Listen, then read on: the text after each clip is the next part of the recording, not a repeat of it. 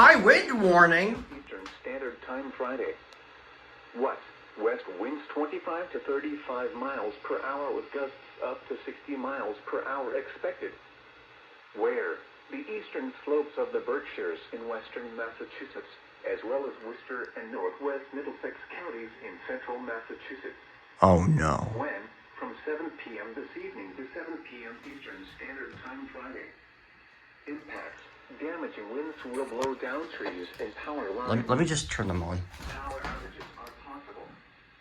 Travel will be difficult, especially for high-profile vehicles. You know what that means, right? Remain in the lower levels of your home during the windstorm and avoid windows.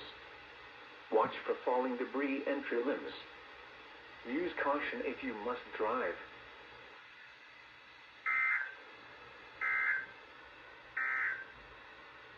What? West winds 20. High wind warning? Okay.